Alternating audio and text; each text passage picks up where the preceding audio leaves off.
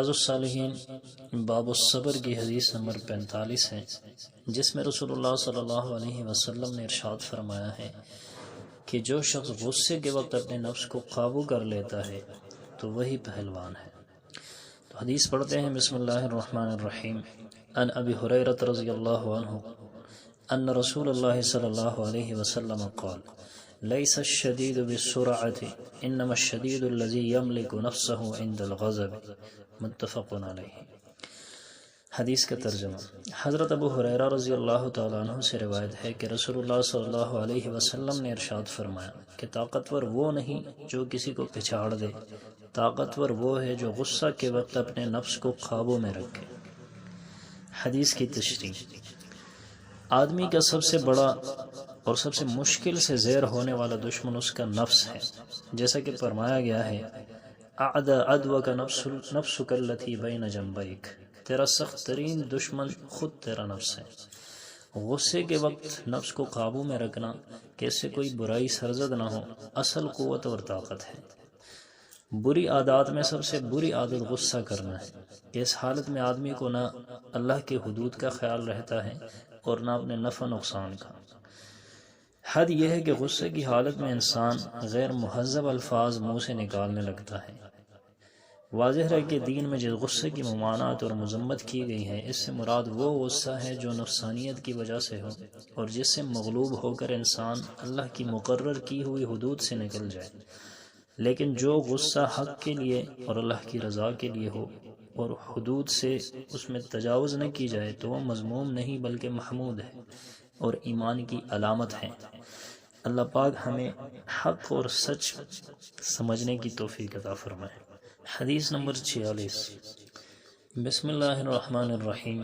عن سلیمان بن سرد رضی اللہ عنہ قال كنت جالسا مع النبي صلى الله عليه وسلم ورجلان يستبان وأحدهما قد احمر وجهه وانتفخت أوداجه فقال رسول الله صلى الله عليه وسلم إني لأعلم كلمة لو قالها لذهب عنه ما يجد، لو قال أعوذ بالله من الشيطان الرجيم ذهب منه ما يجد، فقالوا له إن النبي صلى الله عليه وسلم قال تعوذ بالله من الشیطان الرجیم، متفق علیہ۔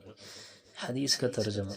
حضرت سلیمان بن سرد رضی اللہ عنہ بیان کرتے ہیں کہ میں نبی کریم صلی اللہ علیہ وسلم کی خدمت میں حاضر تھا کہ دو آدمی ایک دوسرے کو برا بھلا کہنے لگے اور ان میں سے ایک کا چہرہ سرخ ہو گیا اور رگیں پھول گئی۔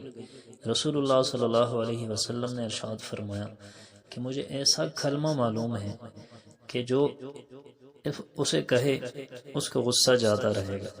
اگر اعوذ باللہ من الشیطان الرجیم پڑھ لیں تو اس کی یہ حالت دور ہو جائے گی۔ صحابہ کرام رضوان اللہ علیہم اجمعین نے اس شخص سے کہا کہ نبی کریم صلی اللہ علیہ وسلم نے فرمایا ہے کہ اعوذ باللہ من الشیطان الرجیم پڑھ لو۔ حدیث کی تشریح۔ رسول اللہ صلی اللہ علیہ وسلم نے امت کو جن اخلاق کی بہت تاکید اور اہتمام کے ساتھ تعلیم دی ہے، ان میں سے ایک حلم اور بردباری ہے اور غصہ سے احتراز کرنا ہے۔ متعدد احادیث نبوی صلی اللہ علیہ وسلم میں غصہ پر قابو پانے اور غصہ کے وقت نفس کو قابو میں رکھنے کا حکم دیا گیا ہے، کیونکہ حقیقت میں بری عادتوں میں غصہ نہایت ہی خطرناک اور بہت ہی بد انجام عادت ہے۔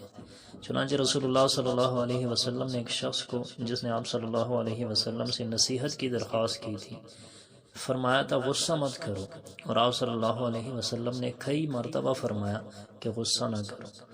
نبی کریم صلی اللہ علیہ وسلم نے غصہ سے منع کرنے کے ساتھ متعدد مواقع پر غصہ کو دور کرنے کے طریقے بھی بدلائے ہیں۔ مثلا آپ صلی اللہ علیہ وسلم نے ارشاد فرمایا ہے تم میں سے جب کسی کو غصہ آئے تو وہ خاموش ہو جائے۔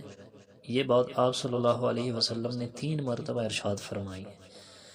ایک اور جگہ ارشاد فرمایا کہ غصہ شیطان کا اثر ہے اور شیطان آگ سے پیدا ہوا ہے، تو جب تم میں سے کسی کو غصہ آئے تو وہ وضو کر لے۔